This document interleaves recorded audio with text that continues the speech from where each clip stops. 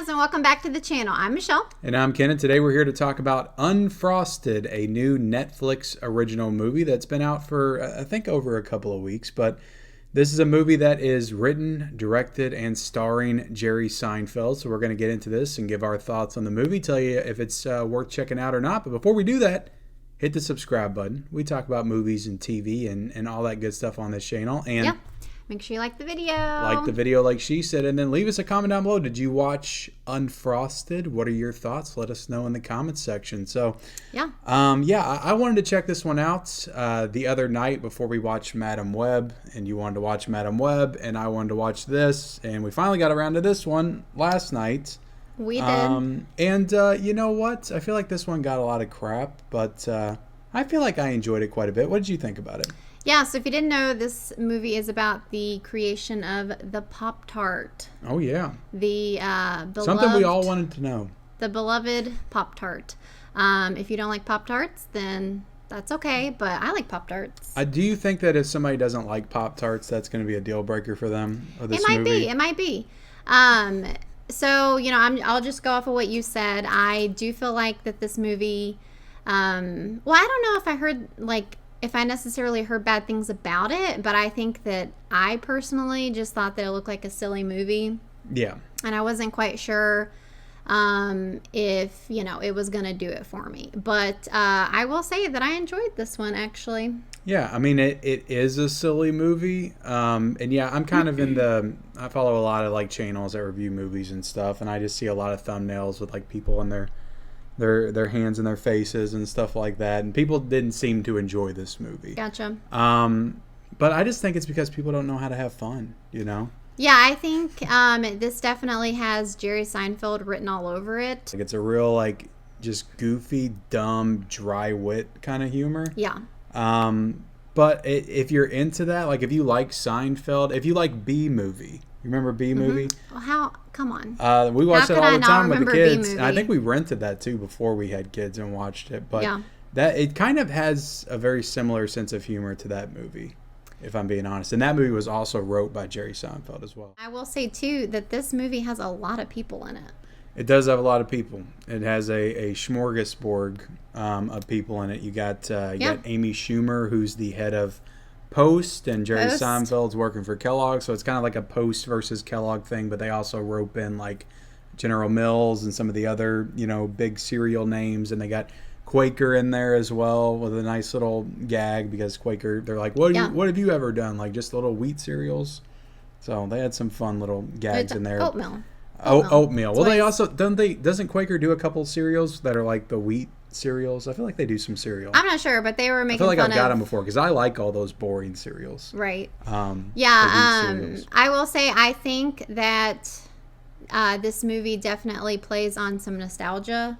And so for me, I think that that's one of the things that I really enjoyed about this movie was just all of the because this was set in the 60s, I believe. It's set in the 60s. Another thing to understand is this is based on historical events and stuff that happened, but it's not like a straightforward biopic of Kellogg's and Post. It's very silly and played for laughs. It's almost like a satire, really. Yeah. I talked about being a Pop-Tart fan, but I'd say if you're a cereal fan, you'll enjoy this movie because there's a lot of fun jokes involving cereal. I will say, as somebody that used to eat grape nuts and enjoyed grape nuts, I was a little bit offended by the grape nut joke in this movie. Yeah. They kind of go for it. It's pretty brutal. How they joke on grape nuts in this film. I don't feel like I didn't appreciate it. I don't feel like it was that serious.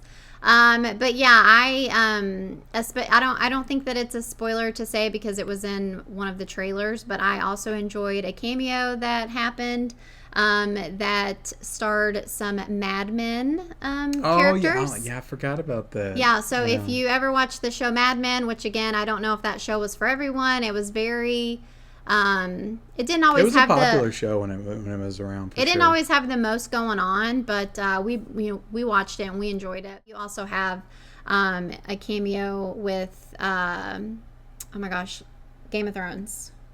Oh, Peter Dinklage, yeah. Peter Dinklage, yeah. They have this whole funny part with like milk. You know, this is back in the day where you'd get your milk delivered to your door. Oh, and yeah. so And Christian Slater's in the movie too. Like he plays one of the milkmen. There's just a bunch of like people that you wouldn't expect to show up.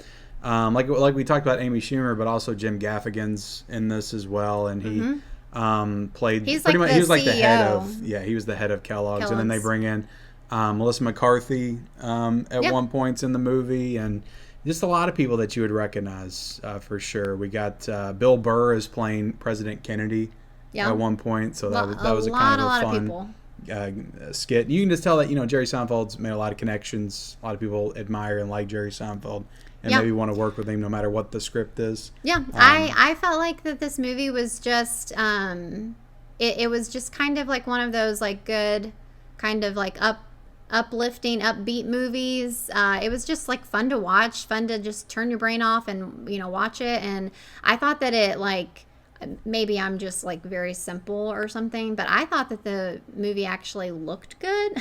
Yeah. I just liked like the sets and stuff because again it was set in the 60s. They got the time period right. Yeah, so like all of the sets and stuff, they just had this like very cool like I just felt like it was kind of bright and like I guess like retro. I don't know. I just thought that it looked well. Like it was almost like you were watching a cartoon almost. It was almost like it was almost like it was a real life like cartoon. Like I could see it being animated, I guess is what I'm saying. Yeah, like when they would show images of this like cute little town, like it just looked really like bright and fun and like it felt like you were there, I guess. And then like when they would show the big like Kellogg's building or the they had like a part with all the different cereal mascots. Like I don't know, I just felt like it looked good. It was real big and over the top. Like you had Kellogg's over here, big building, Post over here, big building. Their logos were like on top of the buildings. I don't feel like it was actually like that, but they just made it like stand out like that. Yeah, it was definitely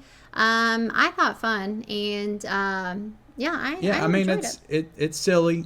It is very silly, goofy. I don't feel like a lot of people they like that type of humor. I don't feel like a lot of people just like humor now in general. Like comedy's essentially dead. So every time we get a comedy, even if it's dumb, like if I can laugh at it, because I like dumb humor anyway, like I generally enjoy it. So I think this is maybe one of my favorite comedies in like maybe the past 10 years or something, just because we haven't gotten a lot of good comedies.